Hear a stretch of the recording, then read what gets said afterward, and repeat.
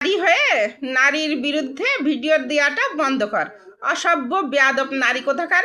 শুয়েছিলাম লেপের ভিতরে আন্ডা বাচ্চা নিয়ে, তোর ভিডিও দেখে গায়ে আগুন ধরে গেল, উঠে বসলাম, শুয়ে থাকাটা আর সম্ভব হইল না। তুই ভিডিওতে কি বলছিস? নারীরা রোজগার করলে সংসার ছাড়ার চেষ্টা করে, আর ছেলেরা রোজগার করলে সংসার গড়ার চেষ্টা করে।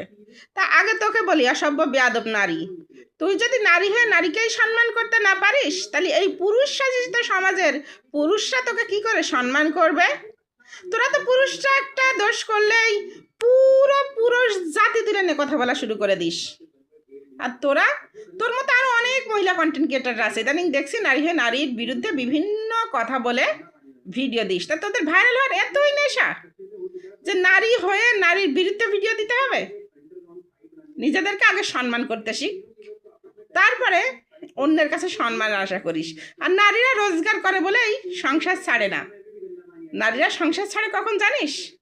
যখন একজন নারী সংসারে প্রতিনিয়ত শারীরিক মানসিক টর্চারের শিকার হয়, নির্যাতনের শিকার হয়, প্রতিনিয়ত কথার ছুরি দ্বারা বিধ্বস্ত হয়, তখন একটা নারী সংসার সারার চেষ্টা করে।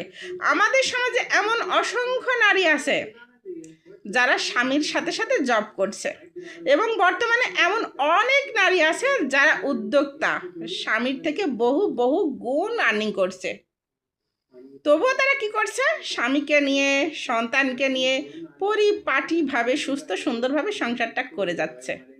এইখানে তুই কি বলবি? হ্যাঁ, আবার এমন অসংখ্য নারী আছে যাদের কোনো শিক্ষাগত যোগ্যতা নেই, একটা জব করার মতো দক্ষতা নেই, স্বামীর ঘরটা ছেড়ে গেলে বাবার বাড়িতে গিয়ে দাঁড়াবে তেমন কোনো পরিস্থিতি তো নেই।